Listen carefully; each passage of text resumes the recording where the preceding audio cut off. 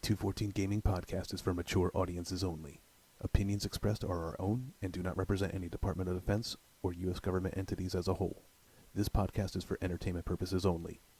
Viewer and listener discretion is advised. Good morning. Good morning. How are you? Dude, I am fucking great. How are you? Well, I'm hanging in there, man. Hanging in. Kind of in a festive mood. You know, it's the first episode of December. You know what I mean? So kind of in a festive mood, I guess. So we'll run with that, I guess. Yeah. You got like a Breakfast Club Christmas thing going on here, man. Oh yeah. Oh, dude, you got to read this shit. Look at it. Look at it. Look at how fucking trash, dude. Look at how fucking trashy I am. Look at how it's just unnatural how trashy I am. Are you drinking eggnog over there, man?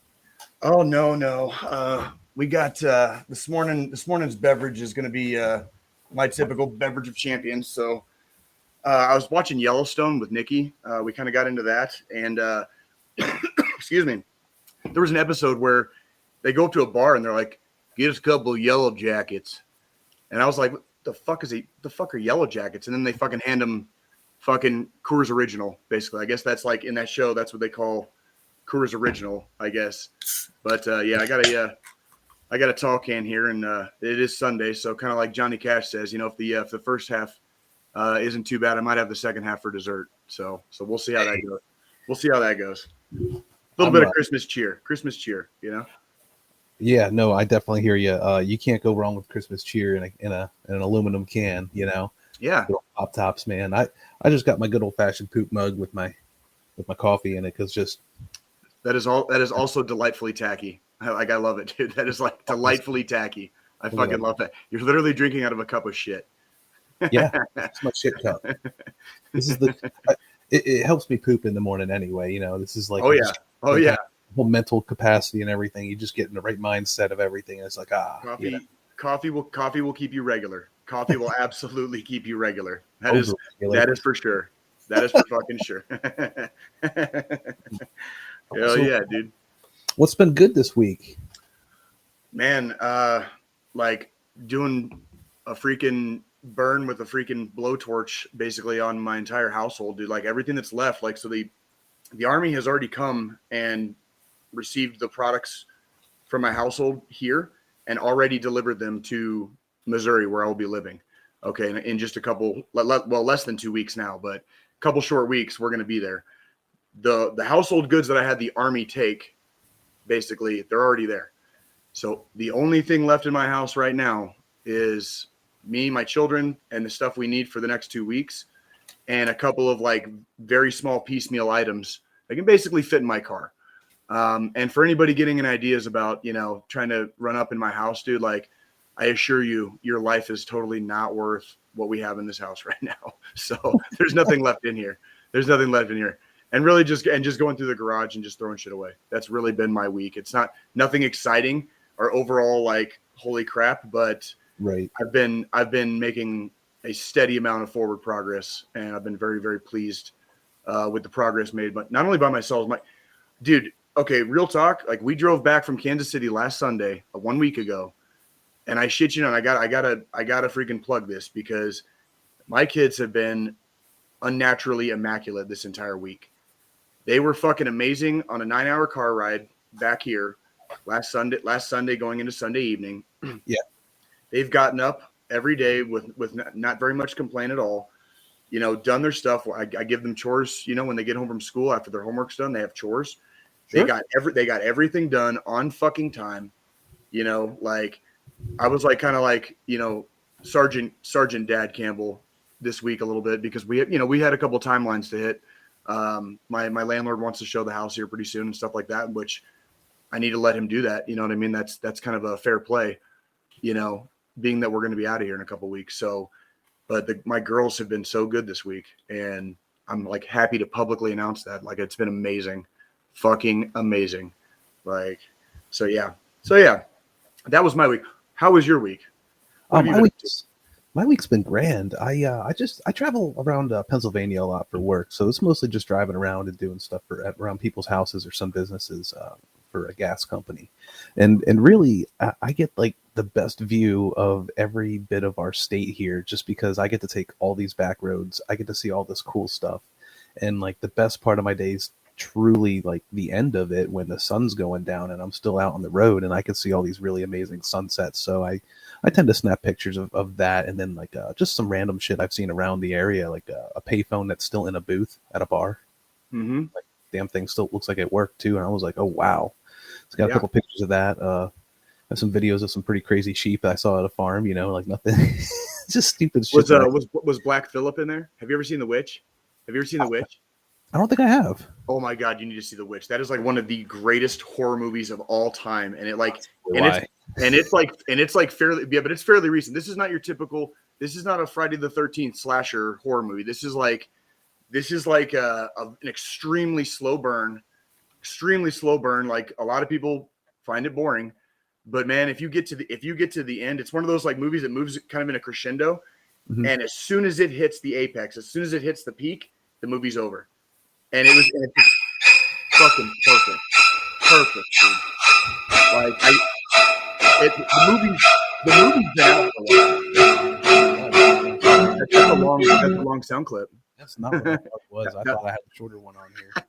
No. The movie is perfect. Like it's one of those movies that just ends perfectly. Right. My favorite movie of all time, Unforgiven, the Clint Eastwood Western. Same exact type of movie. It's an extremely slow burn. And as soon as you get to the apex, as soon as you get to like, you know, that moment in the movie where everything explodes, it's over. And it's just like, boom, boom. Like, so yeah, but like, and you know, and when you were talking about the sunsets and watching sunsets and sunrises, man, you like gave me a flashback to like some of my best memories in the Army have been watching the sunrise, the sunset.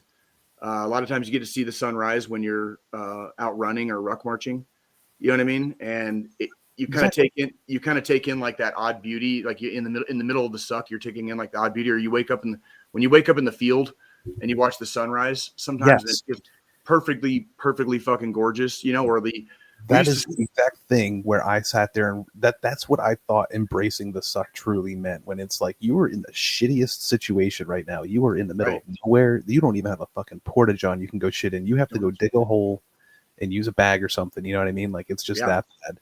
And you ain't showered for a week, but man, you wake up one morning and the clouds are just right. The sun's just peeking over like a ridge, and you're just like, wow. Yep. This is what I'm doing. This a lot of times, fuck yeah. A lot of times in the infantry, you know, because after dark, you know, it's, you know, noise and light discipline. So, you know, we'd smoke our last cigarette of the day, as the sun was going down, basically. So a lot of times we'd be up kind of on the crest of a hill, and exactly like you described, and especially out here in Colorado. If you can imagine, you got mountains. There's mountains and like sweeping vistas and overlooking valleys, and you're just sitting there like smoking like the day's last cigarette before we have to go into noise and light discipline, watching the sun go down. You know what I mean? And it is oddly and spectacularly beautiful. You know what I mean? It's really quite amazing sometimes, like when you get to appreciate that. So yeah, it is. So tell me more. What else? Anything else this week? I mean, like, did you go anywhere, do anything? Did you watch any movies? Did you watch any movies? Nothing great in the movie front. I saw a new show. I don't know if it's a new show. It's on Hulu. It's called Enlisted, and I haven't. Okay. I should pull it up actually. Let me pull it up for you real quick. Okay. What's I'm assuming by the name it's about the military. Is that correct? Yeah, it's about these three brothers that are in the Army, and it's got Chris Lowell, Parker Young, Keith David plays a sergeant major. Let me get this up here. Hang on. This is. No, I'll just show you the cast. Bear with me, folks, because I've been I'm doing double duty today. I'm playing producer. No, you're fine, John. Or you're fine, Joe. You're fine. Call me John. This is. Yeah, I was gonna say sorry about that. Like, by the way, John, we fucking miss you, brother, and we wish you all the fucking best right now. We wish you all the fucking best right now. We love you, brother. We love you very, very much. You are greatly missed today, my man. You are greatly missed. Oh yes, I remember this. What wasn't that like a Fox TV show? Yeah. Okay, and then what? I guess it got like really poorly reviewed, or you know, like what? But what was your take on it? What was your take on it? So being a veteran, the first thing I'm gonna do is pick it apart. Right. I'm gonna pick it apart really bad. Like, why is that guy fat? Why is that guy got a beard? Why is that guy's hair not cut? Why is this out of where's their headgear? They're outside. You know, like I'm losing my shit as I'm watching this. But the jokes are purely like Do they this hit? show should get picked up. They hit pretty damn good. I laughed out loud quite a few times on just the pilot alone, and I'm like, this. I got to watch more of this. That reminds me of Vet TV. Have you ever seen Vet TV? Like, it kind of reminds me, like, it sounds a little bit like Vet TV almost, you know, where it's very tongue in cheek, kind of like extremely tongue in cheek, you know, like military related, basically. Like, and that's stuff that we're used to. Probably a bunch of gay jokes and whatnot. And oh yeah, that everything, dude, everything. Dark humor. Dude, like everything in the Army turns into either gay humor, gallows humor. You know what I mean? The darkest of the dark humor you can ever imagine. Like, I mean, I'm not going to hell for anything I've ever done in my life, other than like specific jokes I've made in the midst of like cracking up with the guys. You know what I mean? Like, I'm going to hell for those jokes solely and specifically. Because you know what I mean? Because like you know the field humor, you know, the shop talk, basically, it gets so out of control. Right. You know, and it doesn't matter what your branch is, what MOS. Some MOSs you have to be a little more careful than others.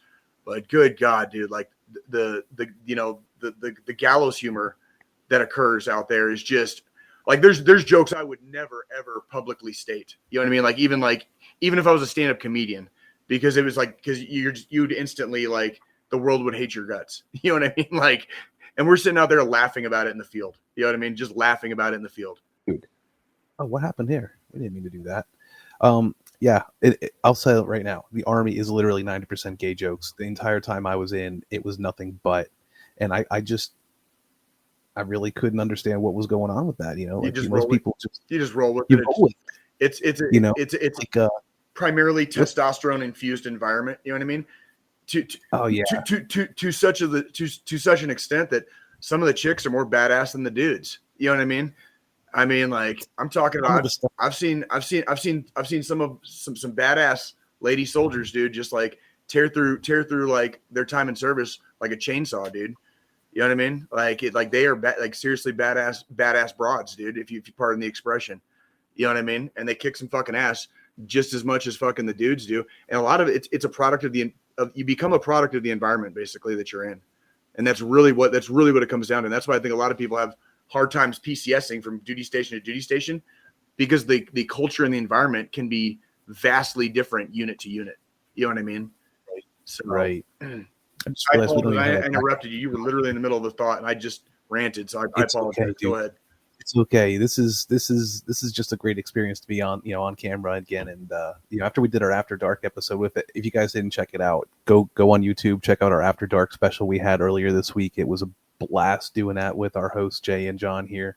I got to be a part of that, and I feel like that's something we can do more of for sure. Absolutely. Absolutely. I really want to get into this other thing, man. We've got the Air Force letting their soldiers put their hands in their pockets. Yes, and I have one word for that. Fucking good. It's good. Official, bro. Official. Like that is the most common sense regulation that has probably come out in like at least a fucking decade.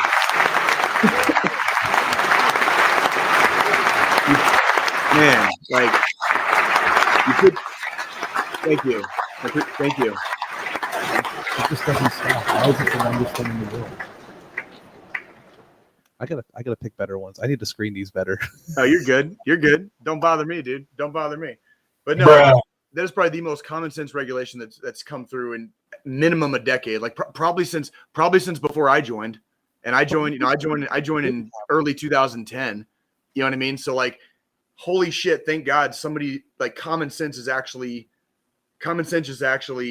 occurring. In the ranks, in at least one fucking branch, where you can put your goddamn hands in your fucking pockets.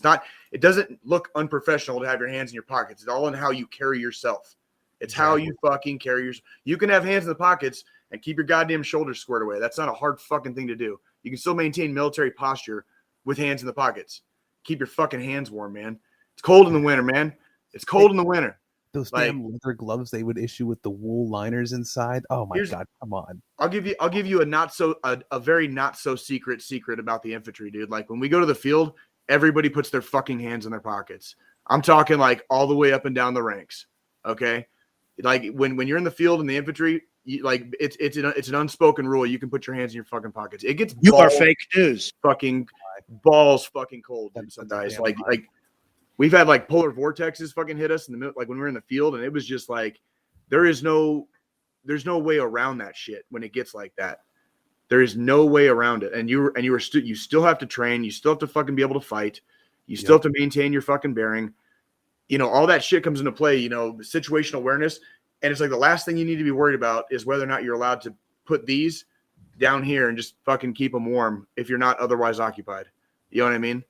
Like, what's the big fucking deal?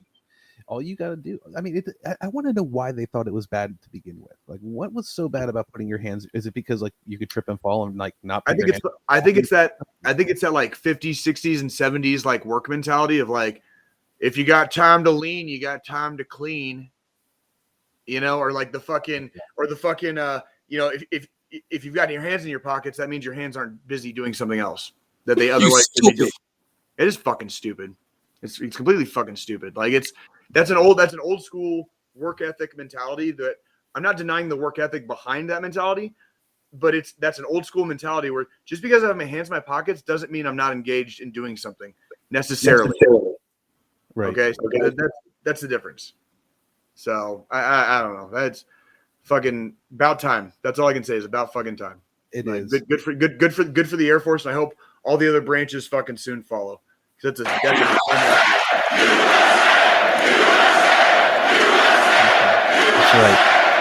That's right.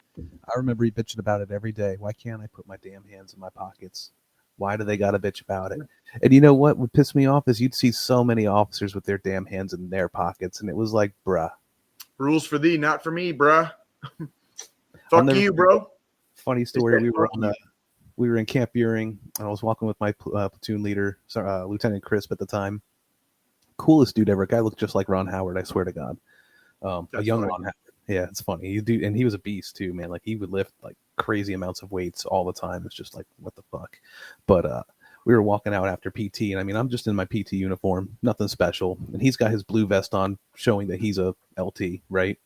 These couple enlisted guys come walking over, and I mean, I'm on his left side, as you know, the lower enlisted should be, and he's junior enlisted. Excuse me, junior enlisted. He salutes. They salute. I salute. Everybody salutes, and he looks at me. He goes, "Why'd you salute?" And I was like, "I just wanted to see what it felt like, man." To be on the other side of it. And he started cracking up. He said, "You can't do that." That is funny. That's funny. That's good shit, though. And that I think going back to the TV show you're talking about, Enlisted, like that. I'm assuming that's the kind of humor that show contains, right? Like those kind of like it's the military. A lot of times the military is so hilarious because it's a lot of the smaller moments, not a lot of the big shit all the time. It's the day to day kind of like small shit that makes everything so fucking hilarious sometimes. You know, and if you've never been part of that environment, obviously it's hard to kind of pick up on some of that subtle humor. You know what I mean? That makes it so funny. You know what I mean? So the story of it, like in the pilot, I'll let the plot of the pilot go, because really that's all I've seen so far. But it's got everything. It's got a badass soldier, a guy who's not afraid to die. It's got his brothers, so you got like a Saving Private Ryan kind of feel to it. He's out doing his war shit, and then he gets pissed off because the Fulbird colonel didn't send reinforcements, so he knocked him out and got demoted. Fuck yeah. He lost his rocker, so I'm digging the pilot already. Yeah, dude. So like, and he'd be like the alpha male, and then he's got these two younger brothers. The one's kind of a dipshit, and he's just like a little flamboyant, and the other guy's just like, I don't give a shit at all about anything at all, period, at all. And it's just like, damn, dude. Like he comes in, his ACU top is like half unzipped, and he's just like, whatever, so no hair's all out of reg and shit. So I'm just like, oh. All I'm hearing is that's kind of like just like the triad of my personality right there. Dude, that's like my personality in three different people right there. You know what I mean? Like, love this show, and I wish I didn't know if it was. I should check to see if it's canceled. I don't know. You said it's on Hulu? No, I think it is canceled. I'm pretty sure, but you said it's on Hulu. Yes. I need to. I will hop on that. I will hop on that. I mean, shit. Like me and Nikki are down to 1 episode a week for Yellowstone because we're all caught up. So, we might have a couple. We might have a couple of episodes worth of time here I think it's only one season, to be honest with you. Say again. It's only one season, I believe. Oh, okay.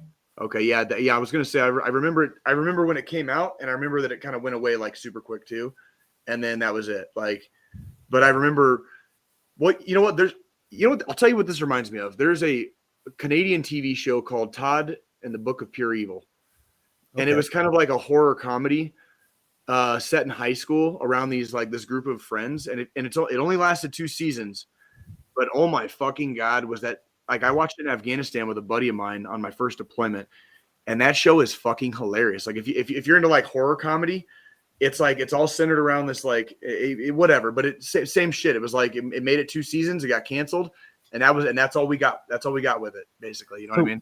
The question I have is when you find a show that you really enjoy, and then you find out it's been canceled after like 2, maybe even 3 seasons, and there's questions that are unanswered.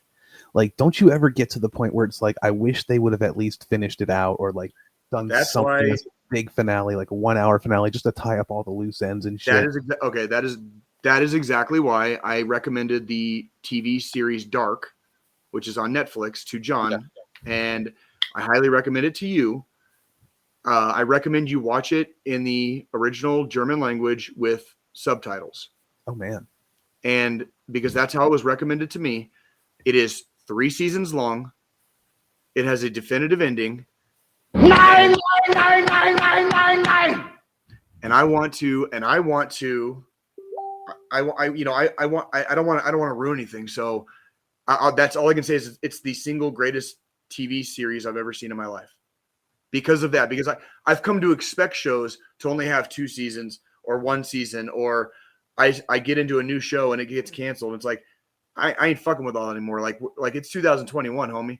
Like Dark, you really, really need to see Dark. It's fucking amazing, dude. Like, holy shit.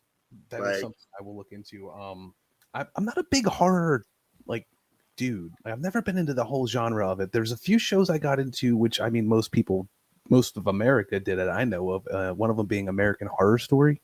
That was like one of the best shows I've ever seen. I think I've seen 1 or 2 of the seasons. I got a little into it. I remember, and it was probably on one of my deployments because I usually any TV or movies I've seen in the last like 12 years has mostly been on deployments because I typically don't. Oh yeah. I typically don't watch a lot of TV and movies, but I have been watching more lately. But I think it's because I've had a little bit more downtime, obviously, because of getting out of the Army. And I remember watching the American Horror Story a season or 2, but I never really got like hooked on it enough to just keep going. So I just kind of said, fuck it after a while and stopped watching it. And there's the first season. Nikki was saying she hated American Horror Story, but House on Haunted Hill is badass. And my lovely girlfriend, my lovely girlfriend will attest that I'm extremely picky sometimes with what I like and don't like, but Nikki has like a 98% rating with me right now. Like almost everything she recommends, I do enjoy. But then there's a couple things here and there that she'll turn it on and I'm just like, yeah. And there's nothing I can do. And I feel bad because she likes it. And it's like, but it's like, it just everybody's got their own tastes, man. When it comes to truth, yes. I'm the same way with Alex. He definitely is the same way when it comes to that. I can watch like Brothers and Sisters, but I can't watch it like 4 or 5 episodes in a row. He can sit and binge watch stuff like that, and I'm just like, man, no. But like I could sit and binge watch YouTube videos of like NASCAR 2000, Thunder 2004 gameplay and shit like that, and just be perfectly content watching people play games. Right. I don't know. Oh, she says it's Haunting of Hill House. Oh yeah. That was a good show. I swear I caught some of that, and I thought that was.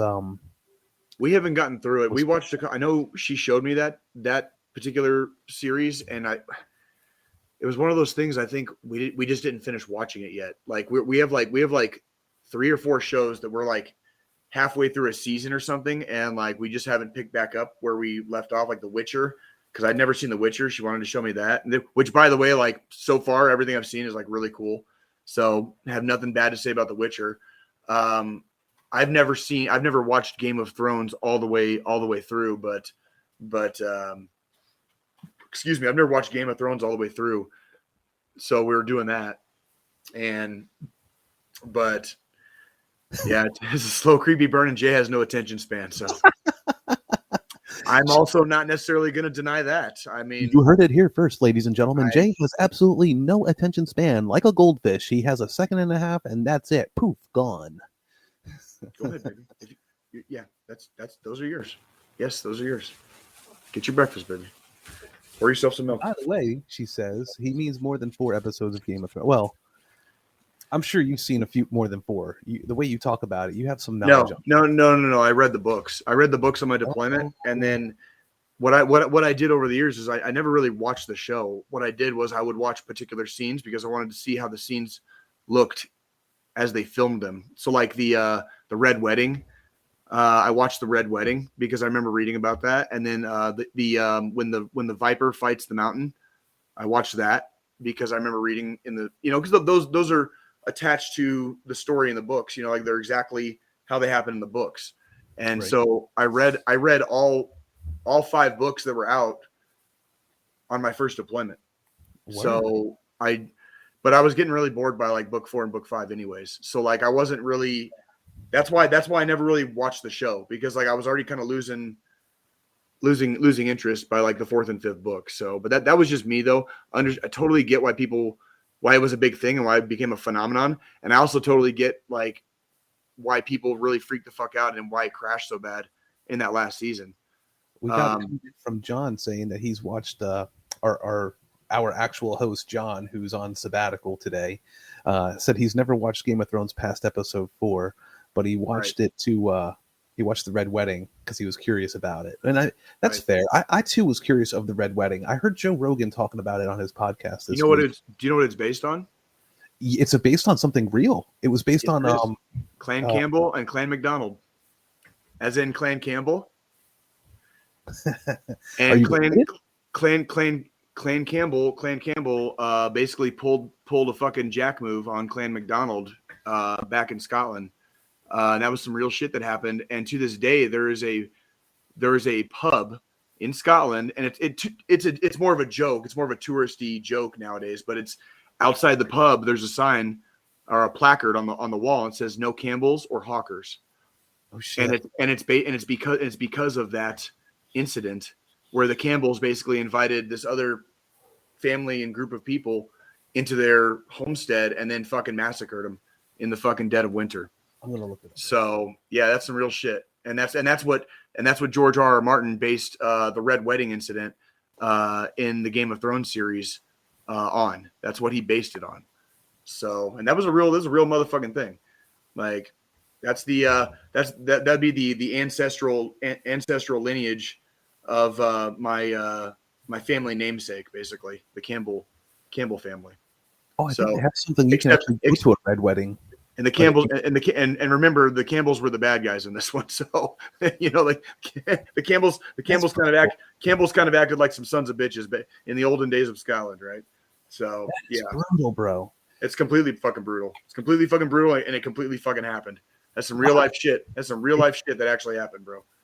There's a lot of shit that's been going on lately. There's a lot of shit that we haven't been hearing about here in America so much that, if you're not paying attention to independent journalism, you're not really going to catch on to what's happening in the rest of the world. If you keep up on the news, I just want to encourage anybody, read not just news in your local area or for the United States, like read around the world. Look at what the world is doing always. And as always, check your sources and try to find reputable journalism to follow and read. So I think Nikki's dude. There you go, Nikki. A red wedding, like where the color is red, and that would be. I ain't gonna lie, dude. If and when that day comes, dude, that would actually be a tits fucking perfect color for color theme for a wedding. If me and Nikki got married, that is not fucking wrong at all. Red would be the perfect color for that fucking wedding. Like, oh yeah, there's a whole story here on the Red Wedding. It's crazy. Yeah. So, but speaking of some craziness, man, have you seen get back into gaming a little bit here. Have you seen go this ahead. dude? This What? dude that he was on Battlefield 2042 and Okay. he tried to get a refund for his game. He didn't like it or something. He tried Oh to get no! Yes, I did see it. It wasn't. He didn't get. It wasn't. He didn't ask for a refund. He did a fucking chargeback. He did a no chargeback. way. He did a chargeback. That was the linchpin in why it blew the fuck up. Look at this. So within 14 days of purchase, they refused to refund me for Battlefield 2042 within 14 days of purchase. I made a chargeback dispute through my credit card. Well, that's where you messed up, man. Like, you can't do that. So basically, like, okay. I can understand being pissed off after 14 days and not getting a refund. Okay, I'm not going to say this gamer was wrong at all, because you're not going to hear me fucking back up EA as a company for probably fucking anything ever anyways. So so he got pissed off. He didn't get his refund in the time allotted, and the company was basically dragging its heels. So he did what's called a chargeback. And I am not extremely familiar with credit card law and stuff like that, but I know a couple of very small tidbits of information. And here's what I know about what happens when you do a chargeback. A chargeback is like it's almost like an automatic red flag for the credit company against the company. Okay, against the company. So for a company like EA, massive multinational corporate conglomerate, that's a fucking drop in the bucket. It's not a big deal, okay? Because worldwide they deal with this shit all the time. For like a mom and pop shop, Joe Pa's fucking tool store, if a customer did a chargeback, that could like fucking ruin that tool store's credit. Basically, in essence, for potentially like a long time to come, because of a chargeback. A chargeback is basically an accusation of fraud. It's almost like using a social credit system. It kind of, with the credit card company, it is. That's exactly what it is. A chargeback is basically an accusation of fraud.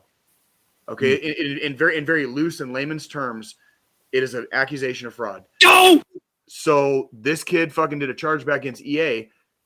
And then, Joe, do you want to take what EA's response was before I rant on that shit?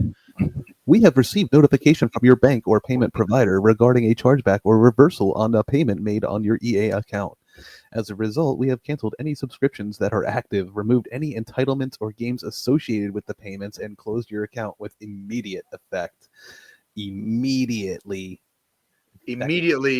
Fucked your So whole not just Battlefield 2042. Any fucking EA game this kid had on his system, has ever played or used under that specific account, is now wiped. It's gone. All those games are gone. And me and John have gone into depth.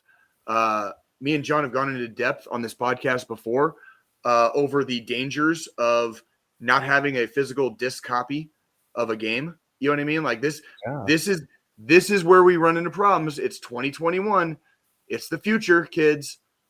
You piss off the gaming company, you just lost your ability to fucking game. They have the right to review service just as much as anybody else. This is some fucking dystopian shit, bro. Yeah. EA and they don't give you your money back. That's pretty. They didn't give him his money back, so he fucking did a chargeback, which admittedly can be considered a really hardcore dick move. But then they just fucking wiped all of his accounts. He's fucking done. That dude is fucking done. He shouldn't have gone about it the way he did. Depending on how you buy games through whatever platform, whether you're using EA's platform, you're going through Steam, you're going through Xbox, the Microsoft app, however you do it, or if you go to GameStop itself, there's always a way to get a refund. There should be a way to get a refund or cancel. Right. There always should. Steam makes it so easy, dude. You EA is completely in the wrong for this. Okay, whether or not him doing a chargeback was a complete dick move or not is entirely irrelevant. EA has shown time and time again that they are not for the consumer. They are not for the gamer. They don't give a fuck.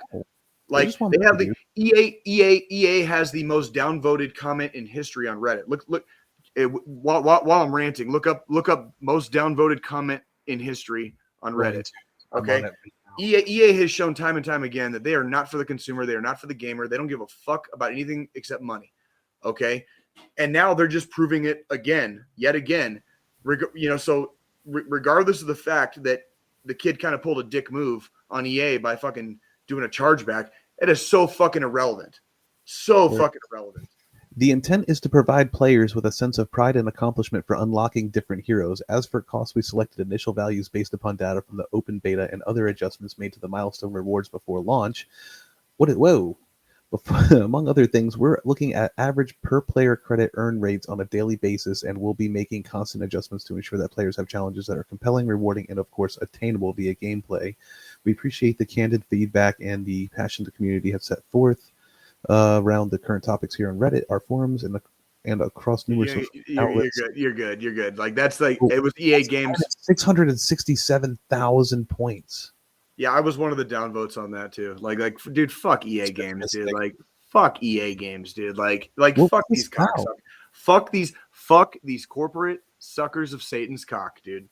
Okay. What was this even about? Like, was this about Star Wars Battlefront 2? Yeah, it was about Star Wars, and that was the whole fucking like. Yeah, do you remember when that was like a big fucking a big conflagration, in the gaming community? Like that's where that started. It started with that Reddit comment, and like basically it's all about it was all about the pay to play, pay to fucking win, systems of games nowadays where you have to fucking like we talked last week about all the skins. Getting all the skins for like these games could cost upwards of fucking over $1,000. No fucking video game is worth that. Like it should already come with that, or it should just be updated. Like you already paid your $60. I will give you another 20, maybe 40. Let's round it out to an even 100. And I might do that later on. But there is nothing in a fucking video game worth a fucking goddamn like used car. Okay, no, really, absolutely no. The microtransactions in gaming today has got to fucking stop. Like it is ruining gaming.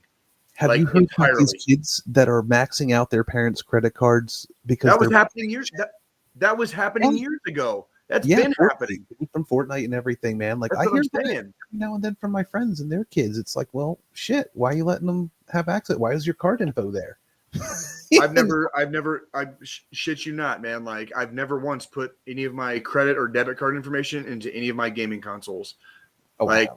the fact that I've done it on my laptop is fucking like hard enough for me to do in the first place. So like I don't put any of that shit into my fucking gaming consoles, dude, because I don't trust these companies. They're basically saying our content is our content, right? Like that's what EA is basically telling this kid. Our content is our content. You just lost all of your EA gaming access, right? Why would Sony not say that after I put my card number into my PlayStation? Or why would Microsoft not say that when I put my fucking card information into my fucking Xbox? That's why I don't do it. No. The biggest lie we tell ourselves, Jay, is that we agree to the terms and conditions, that we have read the terms and conditions. Nobody reads that shit. There's a guy. That's my whole point. Reads all that shit. That's my whole point, and that's exactly why EA is gonna win this fight against this kid. Yep. Because somewhere in those terms and conditions contains some fucking legalese bullshit. We've got that gets them exactly out of that position, and that's my whole, and that's the crux of the whole thing. That's exactly why I'll never put my fucking card information into a gaming console, because I don't trust these fucking companies. Once that information goes in there, who says that the company says, well, you agree to terms, so that's mine now. That's mine. That's mine now. How much I have the ability to draw from that. It's mine now. What if you agreed to terms and services? Fuck that, dude. Fuck that. Services, man. They need to make that shit simpler for people to deal with. There are communities and there's activists that are trying to get laws enacted to where it is put into very simple layman's terms, like exactly what you sign up for. Sweetheart, baby. I need you to keep that's that off for a couple more minutes, okay? That's gonna be crazy. They need to get that taken care of immediately because not everybody knows that's kids, man. Who do you trust anymore? Like I was one of the last people on my block to have a cell phone, and like my homies from Arizona can attest. I was one of the last kids on the block to start only using a debit card instead of cash all the time. And I'm telling you, man, like you can't fight it anymore. I fought those fights like 15 fucking years ago, and I lost because like the world moves on. You have to roll with the changes, man. And I know there's still people out there that can use cash and whatever. You know what I mean? Like right. But that being said, it's so much more difficult to do that in today's modern age than it was like 15 years ago.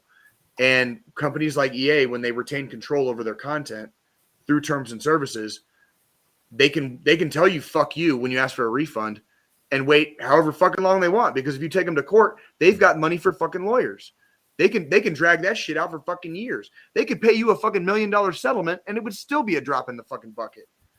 Oh damn. You know, all they did with this kid was say, fuck you not once for your refund, but fuck you twice, especially for your chargeback. Your catalog is wiped. And now you can just fucking make all the fucking media airwaves you want. Like we couldn't possibly get any worse fucking media coverage than we've already gotten before. So fuck you, kid. Like we don't, like EA does not care. The corporations do not care about you. You know? I know who does. And his name is John Cena.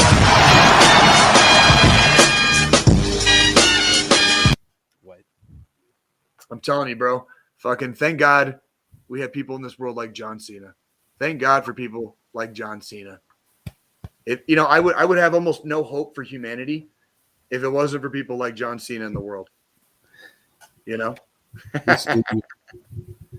John Cena. Shit.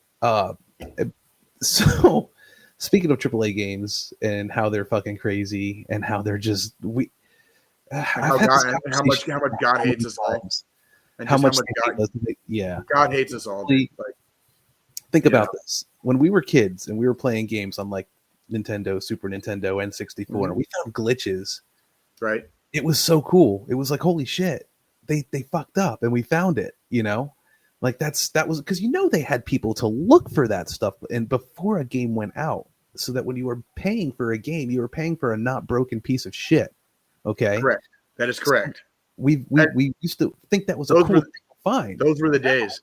Now with it being so regular, and so we've been conditioned to think that, oh well, they're working on it. They've got patches coming and yada. That's not acceptable. Battlefield 2042 lets players repair their penguins. Not their penguins, just penguins in general. So what does that mean? I don't know what that means. What does that mean? It means what the fuck do penguins have to do with Battlefield 2042? Like I'm really confused right now. Like what I don't get it. A map somewhere on here. I don't play it personally. I don't play any of these FPS shooters anymore because my blood pressure goes through the fucking roof. There's no way dude. That's the fun, right? That's the fun, and that's also the reason why I've broken many controllers, and I've almost broken TVs, and I've almost like ripped an Xbox out of the fucking wall. Like I'm not joking. I have thrown laptops in League of Legends before, dude, and that's not a very serious. I've broken no shit. This is so pre-army, like very very recently pre-army, like right before I joined the army. I was living with my first wife. I've broken one controller in my life, and it was because of a first-person shooter. And I think it was like Rainbow Six Vegas. I was playing online. I fucking broke a controller, dude, one night, and I literally grounded myself. Like I was an adult by this point. I was like 28 years old. Okay, I'm like grounded yourself. I grounded myself. I was like, dude, I literally like think about what just happened. Okay, this is the first time in my life I have ever acted out in such a manner to damage or destroy a controller. In the first place. You're fucking 28 years old. No, you're fucking done, dude. Like, no. Like, so 2 weeks, no gaming, and I had to go to fucking work because that's $60. I just cost myself $60. I didn't have a replacement. I waited until my next paycheck. I made myself wait until the following paycheck because I didn't have a replacement. I only had one controller for my system at the time. I was the only one that played video games in the house. So I broke the only controller. That was my Like video games should be fun. And if you find yourself getting so emotional over it, you need to take a fucking break. I mean, that's really the reality of it. Like, you can't, if a game is pissing you off that much, you probably just need to stop playing the game. I mean, that's a reality. You know what I mean? Unless you can put shit down, take a break, and then come back to it in a better mindset. There's no reason you should be getting that upset over something you should be having fun with. Do you hear my philosophy? That's why I quit playing Call of Duty, any first-person shooter anymore. Like, you ask John, man. I used to play Warzone with John, and like, and that's good. I commend you. Then, if it was having a negative impact, yes. If it's having a negative impact on your mind, on your mentality, yes. You know what it was, and I had figured it out. It took me some time to figure this out, and it was after I quit playing. Most of the time, if I was playing, I'm playing by myself in lobbies that I'm joining by myself without a party. I would do fucking great, and I'd get my confidence boosted really well. And then, like, by that time, people are logging on after work or something like that, or taking care of the kids. So, like, John's on, some of the Scots are on, whoever, right?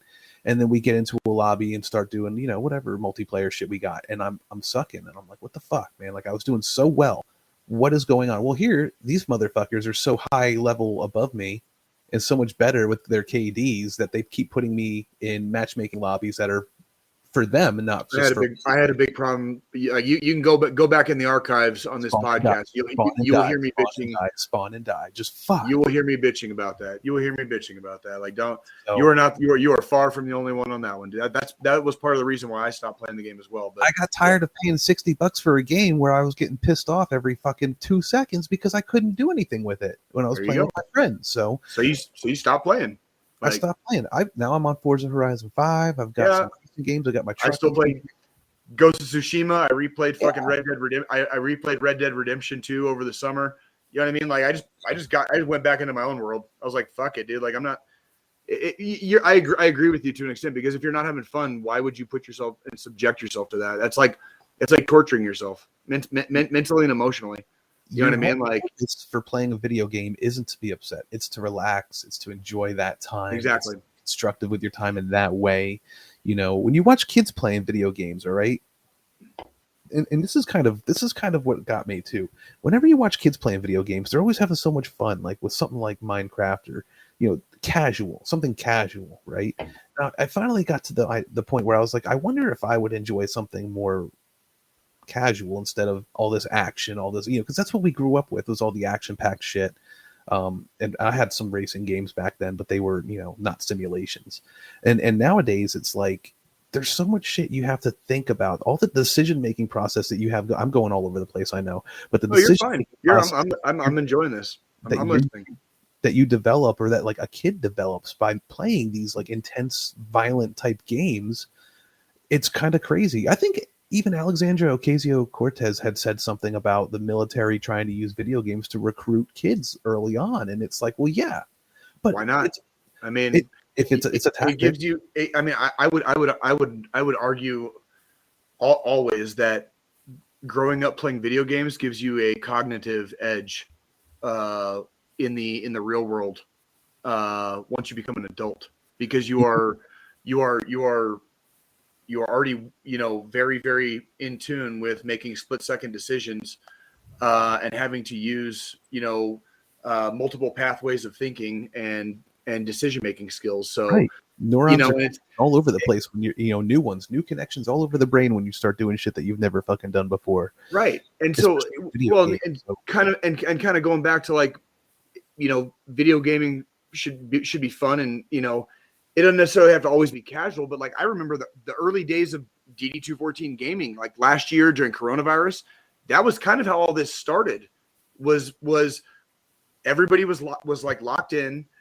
We were all just basically like cracking beers at 9-10 o'clock in the morning and not stopping until 1 or 2 o'clock. Because nobody had anything to do, and we would get into these lobbies.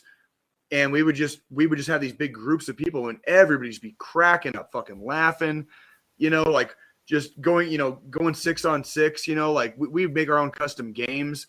We had this whole joke about in I think it's Petrograd maybe, or there's a bar, and we would joke about going to the bar, and like when we'd play other teams, if that level would come up, we'd start calling the other team. We'd be like, meet us in the bar, bitch.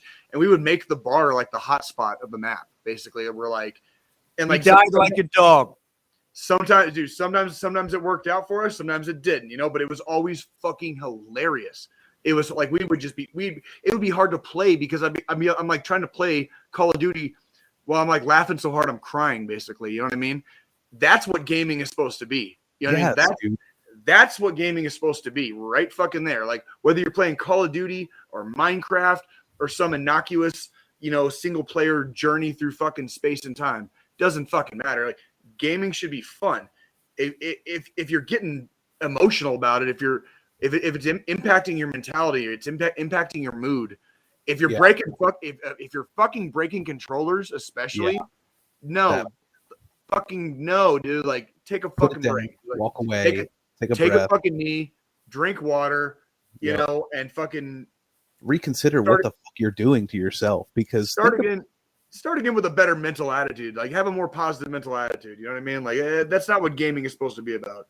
I will tell you as well that since I have stopped playing these like super violent type games or like Call of Duty, basically, I don't want to call it super violent, but I mean it is. You know, it's blood and shooting and whatnot. But you don't like violence?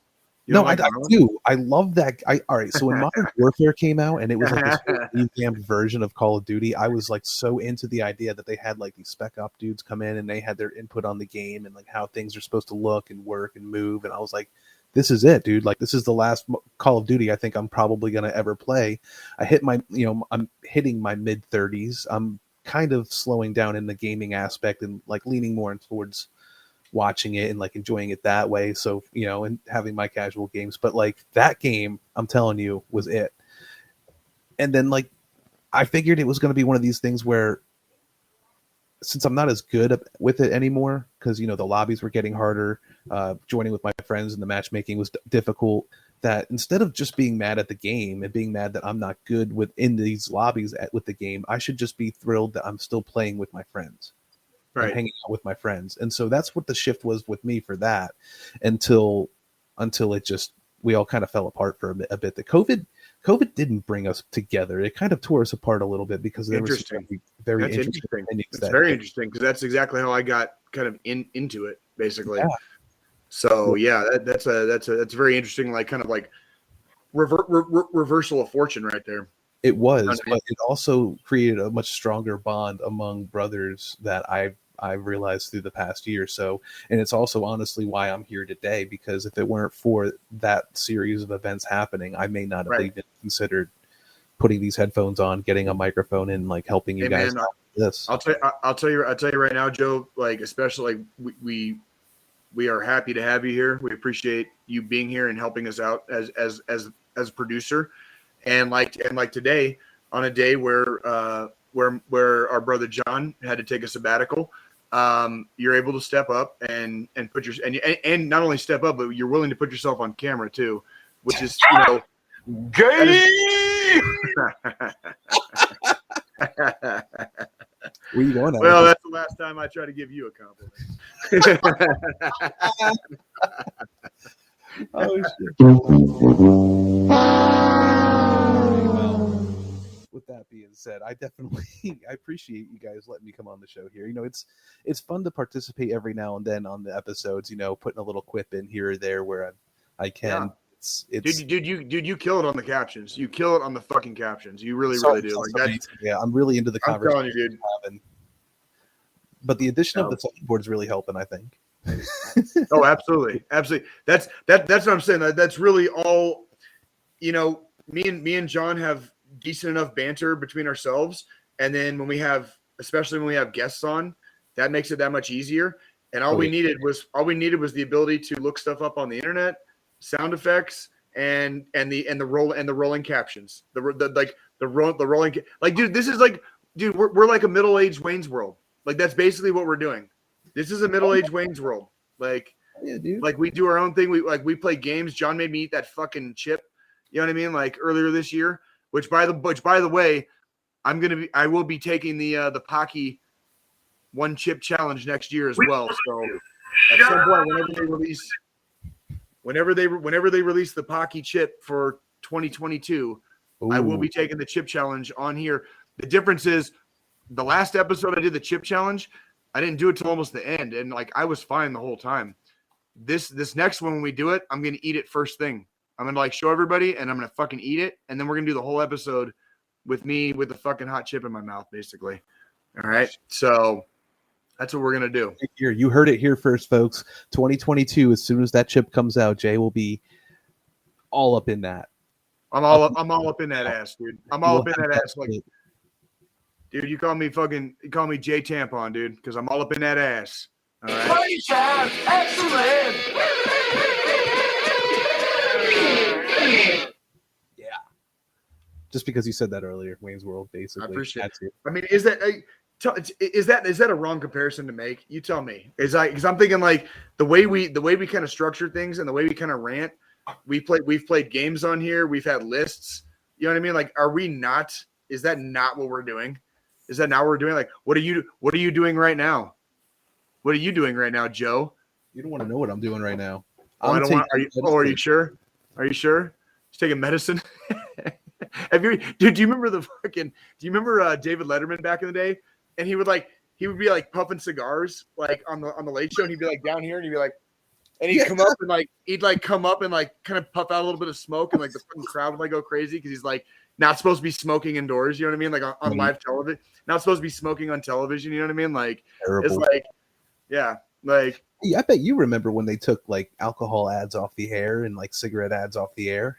Oh yeah, I do. I remember they took cigarette. I remember reading cigarette. Dude, there used to be some badass cigarette ads, dude, in like magazines back in the day. Oh yeah, dude, sexy ass motherfuckers. Yeah. Sexy ass motherfuckers. Sexy ass motherfuckers, and they all smoke, homie. They all smoke cigarettes, right? They all smoke, and that's why even now that I've not bought a dude. Oh, by the way, this month, I've gone a year without buying a pack of cigarettes. I haven't gone a year without smoking. I want to clarify that. I have not gone a year without smoking. I've gone a year without buying a pack of cigarettes, but I'm still addicted because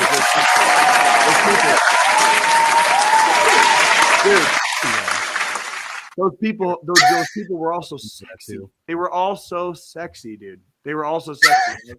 Oh, it was like that. It was like that. You're not that guy, pal. Trust me. You're not that guy. You're not that guy. But we're glad that you stopped, man, because honestly, like, yeah. I needed to. I'd already been smoking for like 20 years, dude. Like, I didn't start dipping till I joined the Army. So like, I figured my mouth is less fucked up than my lungs right now. So there she is. That's kind of the direction we go now. Dude, check this out. Hang on, let me get what you got. What you got? Show me a sexy ass cigarette ad, dude. Show me the fucking Marlboro man, like, you know, like with a chick who just like can't control herself around him or something. Oh, I got the wrong one up. Hold on. What the fuck is that? Hang on. I said sexy. It's a little. Hey, if I ever buy a fucking World War II fucking plane, I'll go to that. I'll ask you for that so I can fucking paint something on the side of the plane. Okay. I wanted a pinup girl like somewhere like as a tattoo, but I never got one. Bro, you gotta, dude. Look up 1980s. Look up 1980s Marlboro ads. Seriously. What? No, that's no. I'm not saying they're not. No, listen to me. This is your daddy, dude, right here. Okay, that's that. Like, yeah, keep going down. Keep going down. Keep going down. There's that guy. Like, there's dude. Look up some of the camel ads. Look, the camel ads are. You got to look up like camel ads, and they had like a dude with a chick, like, and they were like everything was like sexy as fuck. Like, look up like I'm telling you, man. Like it's like they seriously made tobacco look like this is your life as long as you smoke. You know what I mean? That's exactly why they got banned, dude. Here, because look at this dude. It's a little rough as shit. Look at these. Yeah, and he's like, fuck yeah, bro. I smoke Camel unfiltered. And I'll beat your ass at the fucking bar if you got something to say about it. I'll butt fuck you. Look. Are these guys fucking arm wrestling? Was that a guy? Somebody arm wrestling right there? Yeah. How much of a man I am with my camel. Look at these.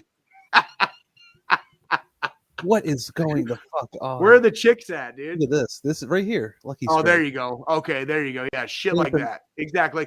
Marketing this shit to kids in magazines, dude. Like, look at how badass fucking Joe Campbell. Dude, I would love to be an anthropomorphic. Anthropomorphic. whatever, camel. Jay. If I can look like that, okay?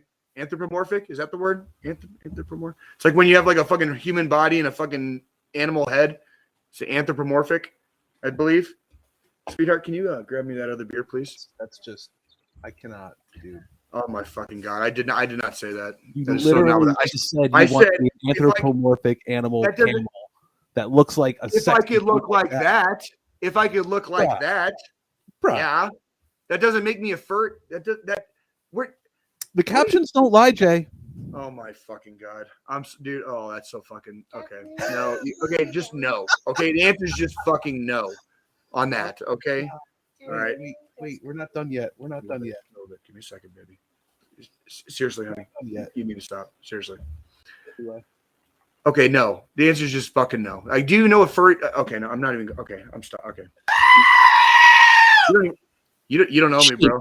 You don't know me, bro. You just don't know me. Thank you to sheep everywhere. Oh, for letting me fuck them. Am I right? I'm gonna fucking kill you.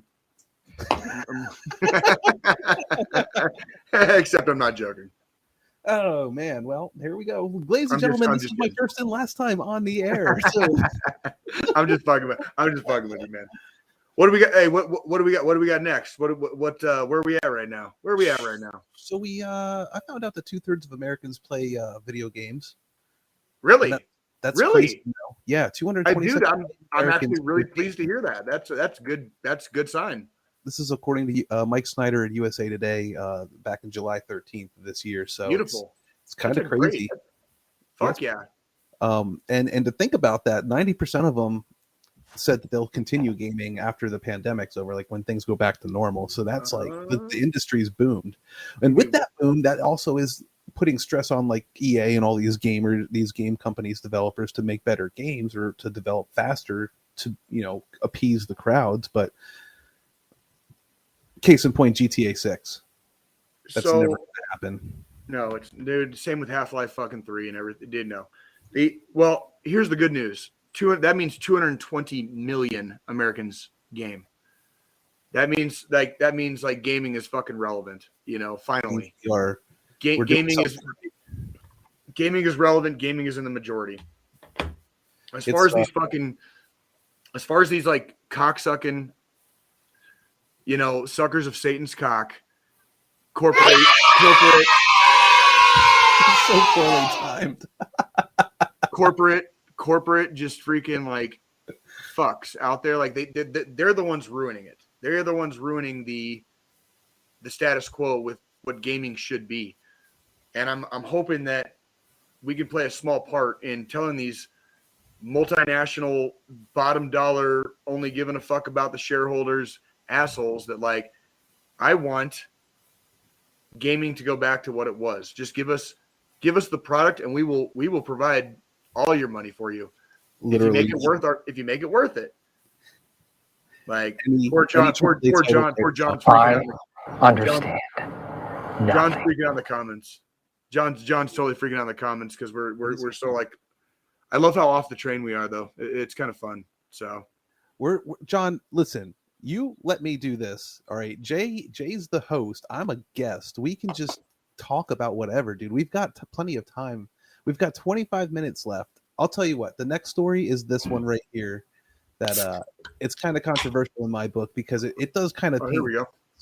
Slightly in a negative light, but like it's so a veteran all of them, A veteran stole $1.9 million in supplies for sleep apnea devices from the Veterans Affairs Feds. Oh, the feds say this dude got busted by the feds. Damn. Like, so what is he? Is he a contractor? Was he a contractor? Like, what's his story? How did he steal? How did he steal $1.9 million worth of supplies? That's a lot. So apparently he was bouncing between jobs and then stumbled into a career as purchasing agent in the prosthetics division of the VA, right? Okay. So he was trying to help veterans. He was trying to do good for veterans. And then 9 years later, the government came knocking, found out that he was stealing this shit. Huh. Wow. So I guess he said the role felt more like paper pushing, so he took matters into his own hands. I think he was just going around and distributing them. CPAPs are used to treat obstructive sleep apnea, yada yada. But he pleaded guilty to stealing the products in August and sentenced to 2 years and 3 months in prison, which isn't that bad. Wait a minute. So was he? Wait. So when he what was he not? Was he selling them? Was he selling them or just handing them I think out? that's what he was doing. Was he was trying to sell them? I can't exactly see. Accused of stealing nearly $2 million of the shit. And Yeah, we know he stole the selling them to shit. a supplier in Ohio. There it is. Wait, what did he? Wait, what was it? I apologize. Say He that stole again. it from the DA, and he sold them to a supplier in Ohio. Okay. Okay. So he was. Okay. So he was profiting. All right. Well, And he has to pay the $2 million back. see. I almost would have been on his side If If it was he a had Robin Hood situation, if he had just fucking Robin Hooded that shit out, dude. Like, because they're Hey, already man. paid for. Why not just hand them out to who needs them and stop going through the fucking bureaucratic red tape? You got sleep Hey, apnea, man. you have a fucking machine, you know? hey man, sometimes you got to play Robin Hood, man. Otherwise you end up like Sublime's second album, and then you're just robbing the hood. You know what I mean? Out back. But yeah, if he's gonna make a profit off that, dude, like play stupid games, win stupid prizes, homie. Sorry, not sorry, dude. Like enjoy prison, dude. Sorry, I mean, not sorry. Exactly. Sorry, not sorry, dude. Like It's not that bad of a sentence. Let's be honest. 2 years, 3 months. he's got to pay that money back though. How the fuck you gonna make? I hope you put something in savings, dude. Because how you gonna pay $2 million back, dude? Like Oh, you're I just, have not made $2 million up to this point in my life for all the No. work I've done. Not in even fact, close. I don't think it's really. Thank you. I think we would now. Overall, an entire lifetime, the average person Not might me, make. homie. Not me, No? homie. Nope. Shit. Nope. Well, I mean, I grew up if making all five. you I was grew wear up making some five. I sweaters grew up all day. making fucking five. Dude, I was making $5.15 an hour, dude. Like the most I ever made on a tax-paying job before I joined the army was $12 an hour in Tucson, Arizona. That was in fucking 2000 fucking. That was in 2008, dude. My dude. $12 an hour is the most I've ever made in a tax-paying job up to this point in my life outside of the army. I have not even untaxed approached paying $2 million. jobs that you had that paid well? Huh? Have you had untaxed paying jobs like 1099 positions where you got paid pretty decent? No. No, dude. I Tried no. something. Well, we call those side jobs, homie, and you pay and you work for cash. Well, we're going to a cashless society here soon, so it's not going to Yeah, matter. well, that shit don't. That's what I'm saying. That shit don't exist anymore, man. I used to. I can tell you the most I've ever made per hour is definitely not that on a side job. It's definitely not $12 an hour. Oh shit! I made $150 an hour on a side job because it took 4 hours less than I thought it was going to take. So I bid the job at a certain amount, at a certain dollar amount, and I didn't realize that I was pulling a stump. Basically, I bid $300 on it because it was a bigger stump. Mhm. But at the time I was very good at stump removal. Basically, like in Arizona, it's not everybody in Arizona knows how to fucking do stump removal. Basically, and well, that's kind of a misnomer. I'm sure plenty of people do. Okay, that I don't want to make it sound like, but people would bid these exorbitant amounts of money to remove a stump from somebody's yard.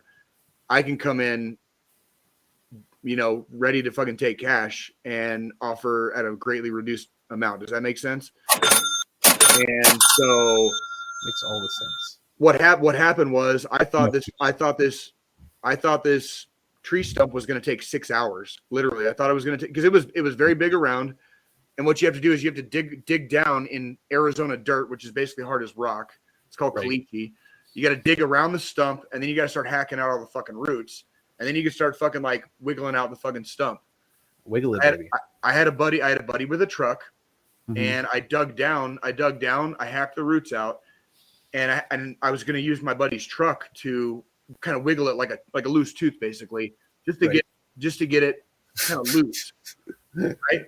What happened is I dug down, I hacked the roots, and as soon as he started wiggling it, it popped out. Like the tree had not only died, but it had rotted. So the $300 job for 6 hours just became a $300 job for 2 hours. So I threw the fucking we threw the stump in the fucking back of his truck. I fucking filled in the hole. I collected fucking $300 cash, and I just made $150 an hour, right? But you know what, sweetheart? I really don't know what to tell you. I mean, this is who you're stuck with. I mean, I've also cut down a saguaro cactus, which is highly uncouth to do in Tucson, Arizona, on a landscaping job, by the way. Oh my god. People were fucking driving by and watching us. Like, It was legal. It was legal because the property owner, like the cactus was on the property, but like when like people cutting down saguaro cactuses like makes the news in Tucson because they only grow in that part of the world, right? Yeah. And so we got charged with a job, me and a buddy of mine on a landscaping job to take out this. The cactus had fallen like half on their wall, so we had to like cut down the cactus and get it off the wall basically, and then remove it. So the cactus was like not going to survive anyways. So like I don't for anybody watching that might know, you know, the area of Tucson, Arizona, it's a big fucking deal. You're not supposed to chop down cactuses. It's a big no in that. They're called saguaros, and they only Saguaro, and they only grow in the Sonoran Desert. And so cutting one down is a big fucking no. Oh, this is a gnarly looking one, man. Wait till you see this thing. That's the one. I was gonna say like that's when you see it, Arizona, like that's the cactus you're gonna see. Like that's the one they use. That's the one they use. Yeah. Look at that thing. Oh yeah. One of these things. That's like a normal cactus to me. They only grow around in the Sonoran Desert. The damn bird in there. Don't they have spiders that live in there? Wren. That's a cactus wren. That bird that's the state bird of Arizona. That's called a cactus wren. They build their houses inside of saguaros. So don't they have spiders that live in there? Because my dad had a buddy. My dad was a truck driver for most of his life, and he had traveled out that way.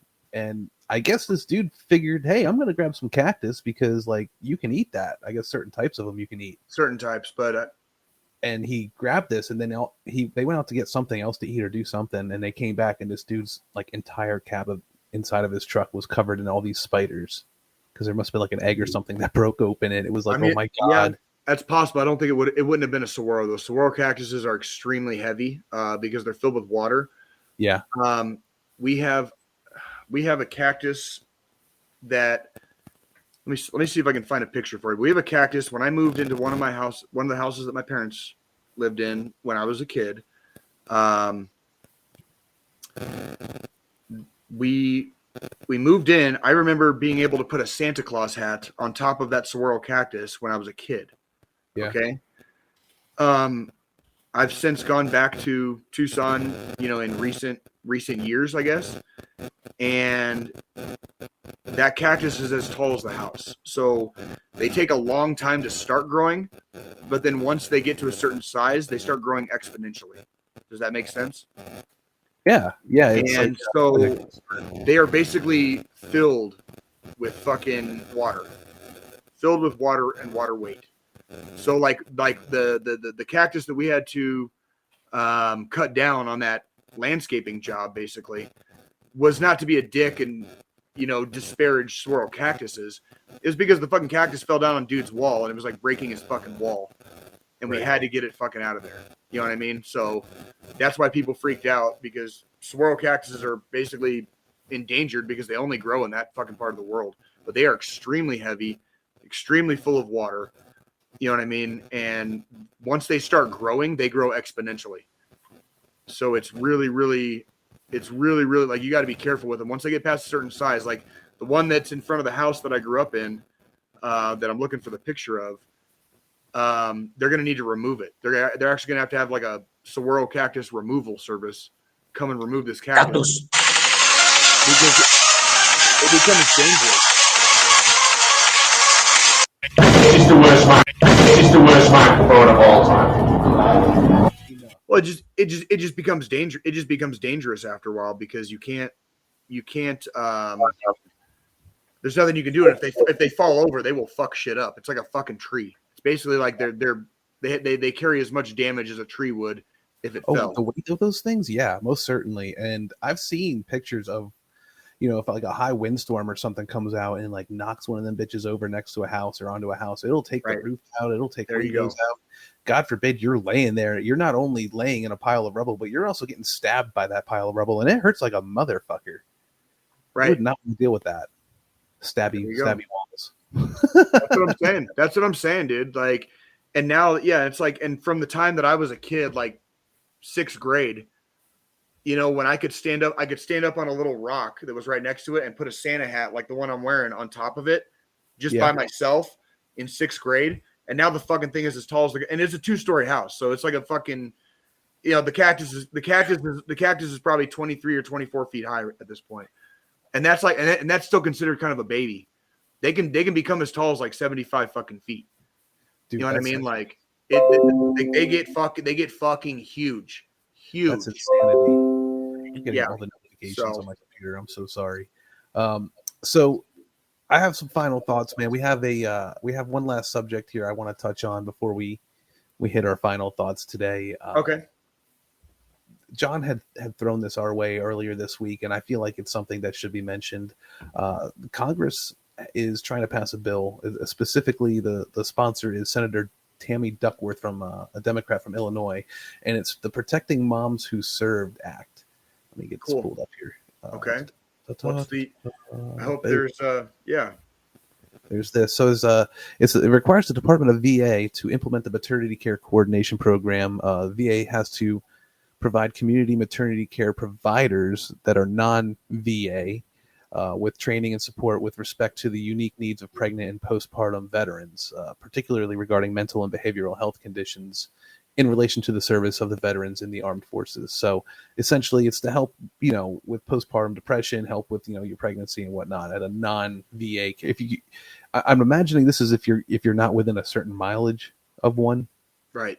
Because here I live a stone's throw away from my VA, and it's one of the, I think when I last looked, it was the third best VA in the country.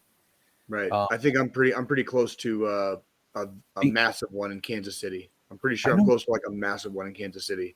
It's possible. So yeah, and that's like, but like you're saying, like not everybody has that. Not everybody is that close to a VA facility or a VA facility that might be highly rated, so to speak.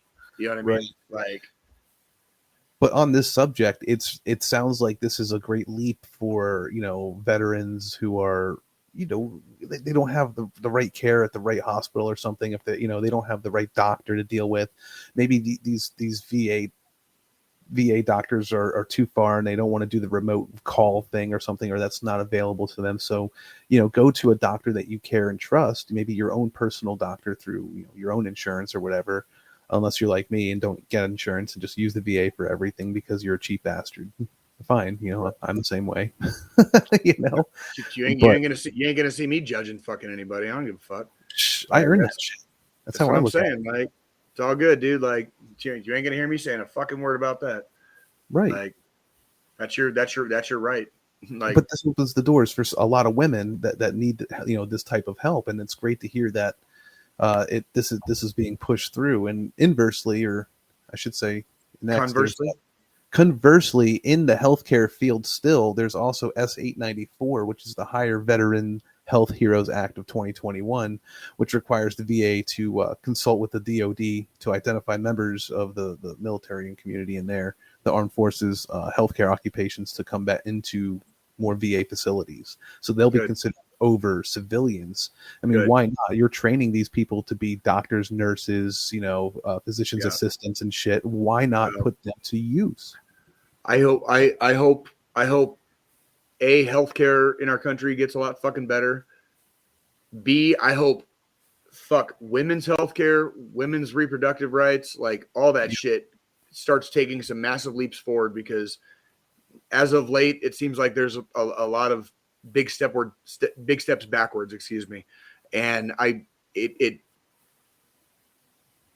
hate even saying it, because I've always told myself, even when I was a kid, I remember being a kid and being like, I'm glad I'm a boy. I'm glad I'm a man. Right. And I cannot imagine living in the world we live in, just in general. I'm not talking about this, that, or I'm not prancing around some kind of like political whatever, by saying this. I'm literally saying, like, I cannot imagine what it is like growing up as a woman in today's modern society, in today's modern world, in general. Like I feel bad saying that. I feel bad saying that I'm glad I'm a man, because it hurts my heart. It hurts my heart. And I know there's a lot of, there are so many struggles that we don't see, because I don't walk those miles in those shoes. You know, No, it's so easy for me as a man to just do the man thing and compartmentalize and put everything into a little box inside my head and then shove it into a corner when it's necessary to do so, and put it out of my mind until I have to come back to it. Right. That's not really what it's like to be a woman. That's nowhere near the life that even an average woman's life in the United States of America, on average, it's not like that. And it's much harder, and there's a lot more that goes into it. Okay. I don't want to say harder as far as like it's harder being one gender or the other. That's not what I'm saying. I say harder, man, emotionally, physically, we're going to end up getting into like some like pagan Neolithic shit where we talk about like evolution and like how our fucking species has, evolved basically in the last like 2,000 years. And we're at a point in history where like, it's hard to explain what it's like to be a man and a woman in modern society, but it's a lot fucking easier to be a fucking man. Put it that way. It's a lot fucking easier to be a man. That's all I'm saying. I feel as though you're touching on so many different things that I would love to talk about as well, where there's like ancient civilizations that we don't know anything about because they were just completely wiped off this earth for one reason or another. Did Yellowstone blow up 600,000 years ago and then like, wipe everything in the next 100 years? Yeah, right. Man, we're right at that mark again for it, or was there some kind of issue with Atlantis? Like, was it I'm sure I am almost positive human beings as a species and even within cultures, I'm sure we have had the wheel go around so many times. And I fucking agree, Nikki. You are so fucking right. We have not had you are so fucking right. We have not had a single female guest up to this point. I appreciate next you. Week on DD214 podcast. Holy shit. Nikki Larson as our guest host. Yeah. But as a society, we have retread this wheel so many times. If you put like a little red paint mark, we the red paint mark has come back around full circle so many fucking times in human history up to this point. But where we are next, but where we are at right now, we are still retreading old ground, yes, but we're on the cusp of like this change in humanity, basically, with technology and with things that are happening around our world right now. Like, so see what Nikki said to you? She said, hell no. You think Katie's a pool of darkness? I'd make people rock in a corner for a few hours. She ain't lying, man. She ain't lying. There's an extremely finite amount of people in this world that can even put up with me in a general basis, let alone on a personal basis. And the fact that woman can put up with me as her man, like you want to talk about a strong heart and a strong mind and an iron will, to do the right thing and keep moving forward. Like that's my girlfriend right there. That's my woman, and I'm proud of her. So that's exactly right. That's exactly right. Cheers to you, baby. I love you. Anyway, so moving on. Anyway, yeah. Thanks. Like we're coming down to the last few minutes of the show. Jay, do you have any last minute things you want to discuss before we move into a final thought? No, not really off the top of my head. I think we did pretty good, man. I think we did pretty good. We filled our time slot on time and as we should and as we have been. And John, you were greatly missed today, and we love you very, very much. And he was with us in spirit and in chat. Absolutely. And John is on sabbatical. There was a family emergency. And I do want to extend all of my condolences, not only to John's family, but the Maldonado family and all family and friends that knew Elizabeth Maldonado. We want to extend our deepest sympathies and condolences.